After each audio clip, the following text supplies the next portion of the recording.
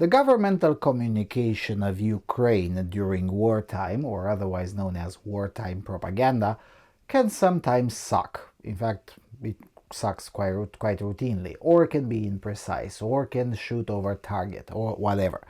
But whatever you can say about the communications of Ukraine, and especially about Ukrainian propaganda, with all of its faults, it also manages to somehow be inspiring. And not just inspiring on what you would call the domestic front, but somehow inspiring internationally to people who have no connection whatsoever to the country. Now that is something to be admired, especially if that results in extra free propaganda from people who would otherwise have no interest whatsoever in the area. And that is something to be admired and studied in the propaganda's basement. Let's explore.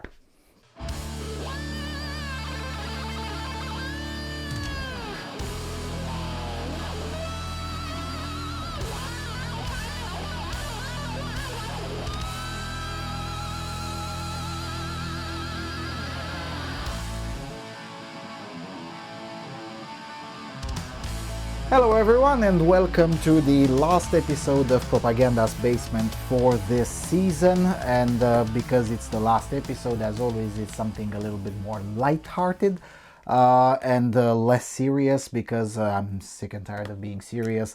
While you'll be seeing these episodes one per week over 16 weeks, well, I've actually been videotaping about and being stuck in this basement really for 10 to 12 hours per day, maybe even a bit more than that, for 2 days and an additional day, just sorting things in the order before even setting up the tripods and the lights and the batteries for the cameras and all sorts of other things that go into making this show. So because I'm really tired at the end of this very long process of filming, the last episode will be a little bit more light-hearted, but still about propaganda. So the previous episode was about Russian propaganda. This one will be about Ukrainian propaganda.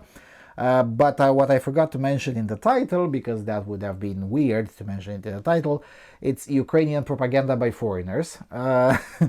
And even more interesting, Ukrainian propaganda by foreigners that were not commissioned.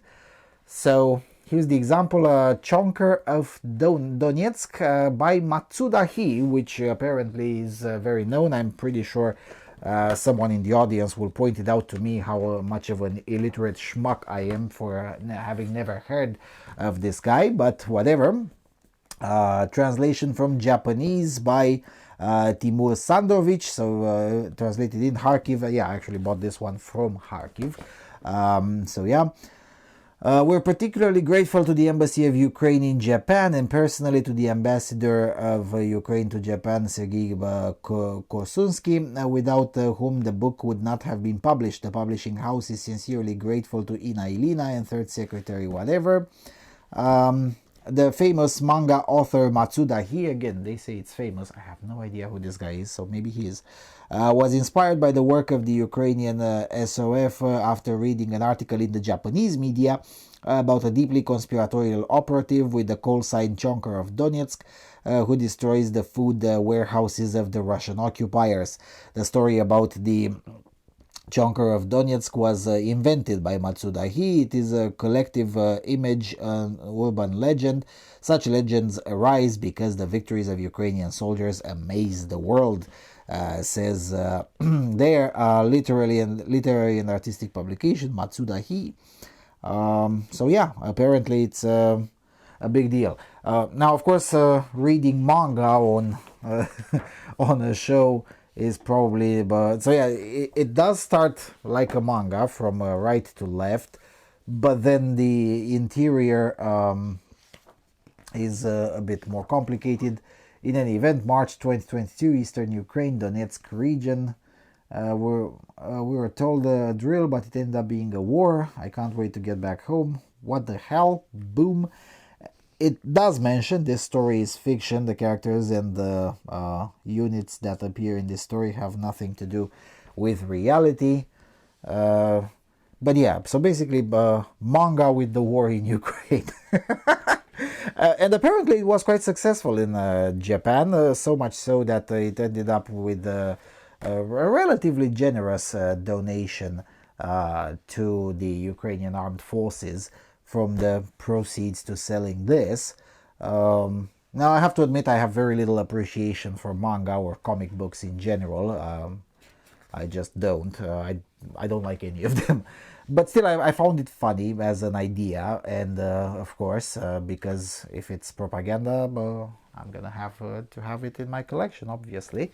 So yeah, basically, it's a fictional story about blowing up Russian logistics, black and white. It has a yeah. There's this poster here. Let me show it to you.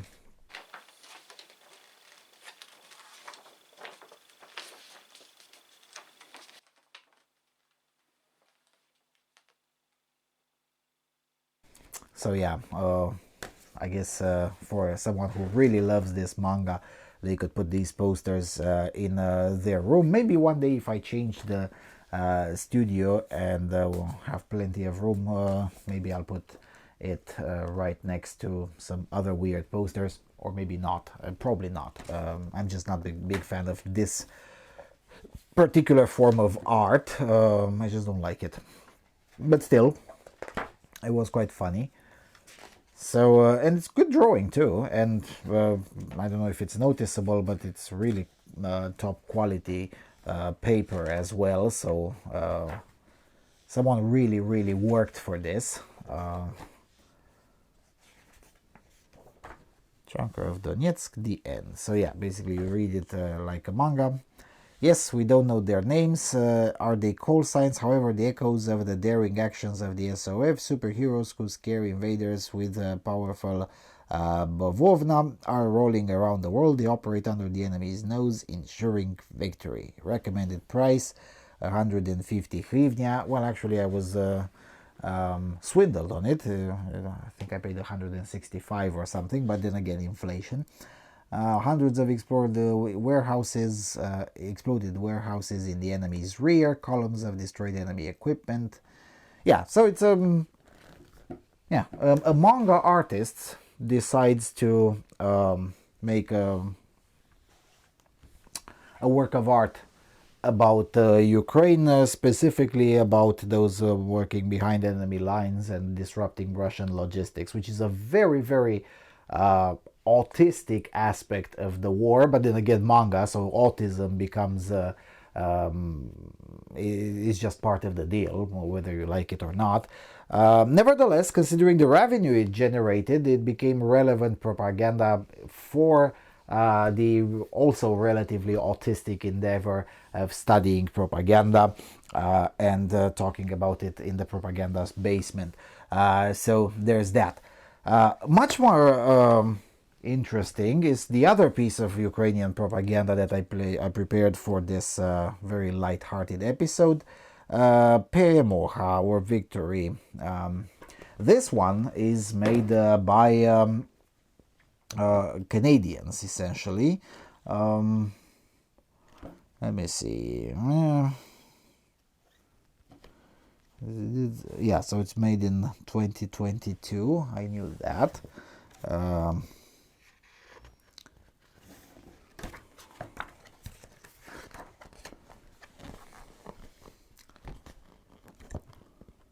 Yeah, so it's part made by foreigners and part made by Ukrainian Canadians, essentially. People of Ukrainian background, but who've some of them probably never been to Ukraine. Printed in Canada, there you go, it says here as well. Printing in September 2022. Dear reader, it is with heavy heart and we bring you this publication. War is never a welcome event, but some conflicts are unavoidable and important. Unfortunately, the unprovoked invasion of Ukraine is quite the opposite. It is simply a unilateral act of state violence and greed. The actions of Putin and the Russian army have unleashed widespread destruction, atrocity, and death. Two of those refugees are living with my family at our home in Berlin, Germany. Following the invasion and soon after the birth of our daughter in March 2022, we attended an event here in Berlin where many Ukrainians, unsure where to go and what to do next, gathered for fellowship and information. Ukraine's neighbor Poland has given refugees to millions of people, with nearly 1 million also now residing in Germany. We've had a wonderful experience with Natalia and little Kira as two families living as one. My little son Aiden has become Kira's inseparable bosom buddy, but it breaks my heart to watch her FaceTime every night with her father and grandparents still back in Ukraine. Their neighborhood has been shattered by Russian bombs, and last week Natalia's best friend's house was destroyed. Displacement, anxiety, and fear are now part of daily life. The 9 stories in Victory for Ukraine were created entirely by Ukrainians to express their fears, tears, and anger towards the enemy, while Ukraine and its people are on the defense. Yeah, but this one was, how should I call it, a white lie. That wasn't exactly true. The idea was, yes, but the content was heavily curated by a more professional artist. Nevertheless, it turned out to be a relatively good piece of work. And there's one single aspect that I want to emphasize from it. So yeah, there's basically the manga version of the story of the Ghost of Kiev. Less interesting, this one, The Witch. Too bad it's a bit thick. Yeah, this one is better done with Azovstal for sure.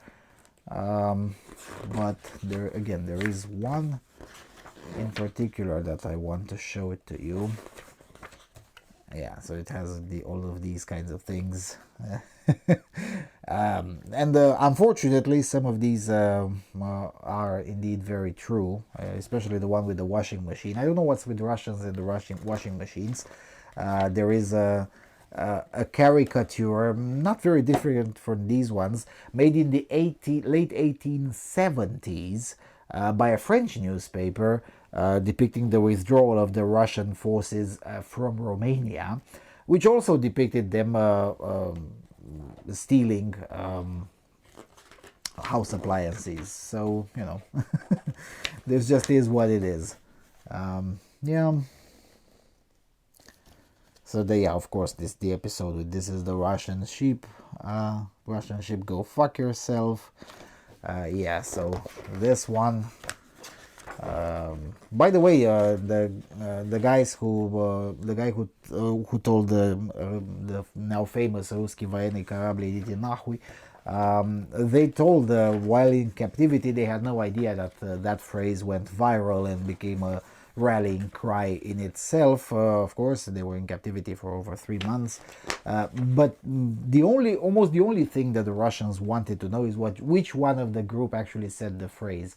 And that was quite interesting. So, and the reason I'm mentioning this is precisely because it needs to be emphasized that even these propaganda stunts can create quite a bit of havoc among the enemy. Sometimes unintentionally so. I mean, the result was, the outcome was good, but the guy who said it was just like, well, I just said what crossed through my mind at that particular moment. It wasn't scripted or... Yeah, Cyber Kherson. Yeah, I'm getting closer to what I want to show to you.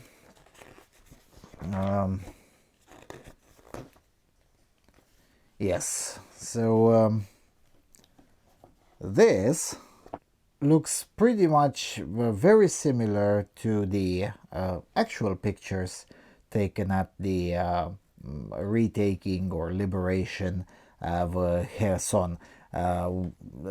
Most of these pictures were drawn somewhere in June or July of 2022, so before the actual liberation of Kherson even happened. So it was quite fun and quite interesting to notice how they got it pretty correctly. There are a few mistakes here and there, but I won't point it out to you now, maybe after the war. But nevertheless, again, top quality paper. They created quite a bit of buzz around it. They made they gathered quite a lot of money, and the way they use it, they say it at the end. They're gonna use it through the charity Razom, a non-profit Ukrainian American human rights organization. Yeah, these people all were also involved in all sorts of other complaints, I suppose, criminal complaints, whatever, whenever the regime sucks, because, hey, the regime in Ukraine also sucked multiple times. It doesn't suck that much now, but it used to, and so there's that. So yeah, that's basically the other type of Ukrainian propaganda that I wanted to show. It's a face of Ukrainian propaganda that the terminally online probably don't get to encounter that much. Although this is the kind of propaganda that is very likely far more effective than flags on the Twitter bio or the relentless and the incessant stories on TV. I mean, yeah, sure, the stories on TV have their own purpose, obviously, for the boomers. But these kinds of things, especially if they end up being successful, this one was highly successful for sure. This one, I don't know how successful it was, but I'm told that they made new ones, new editions too. I don't have the new editions, I just have this one, which was the first published. I'll probably get all of them by the end of the war. But especially if they are successful, they will create fans of Ukraine over the longer run, because obviously the audience for these ones skews younger. In a sense, although not government sanctioned, obviously, somehow the Ukrainians managed to inspire people abroad to create what I would call inspirational propaganda, inspirational and aspirational propaganda, in a way that Russia used to be able to do, but not anymore. I'm just saying. And in a way that probably any country at war should try to do. Because, well, at the end of the day, regardless of how the war ends, if you have the hearts and minds, you can bounce back if you lost, or you can actually have a total victory if you won. Either way, you need the hearts and minds, and that's the part so many analysts are missing whenever they analyze it, whenever they analyze the war. Propaganda, at the end of the day, has multiple purposes.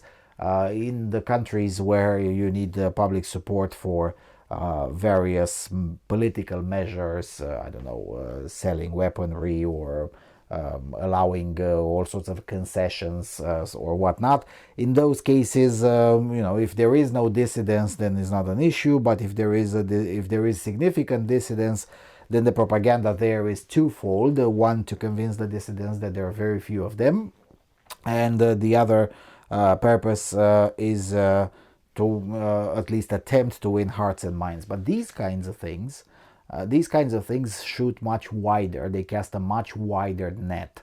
It's not specifically for flag people. You just tell stories which are by definition half-truths at best, because, well, it's a work of fiction, it's a work of art. It doesn't have to be a documentary. There's much more poetic licensing allowed, but at the same time, it's an obvious piece of propaganda. And it can be aspirational. And if these kinds of things end up being successful, and I again, it's too early to tell when I'm taping this. I guess we'll learn in 1 or 2 years, 3 maybe. We'll learn in a few years how successful these were in gaining hearts and minds, I mean. But statistically, if they sell enough copies and they're successful financially, then it's a very likely possibility that they'll also be successful as a propaganda tool. I don't want to advertise these things, so I don't know if anyone is really interested in buying these things.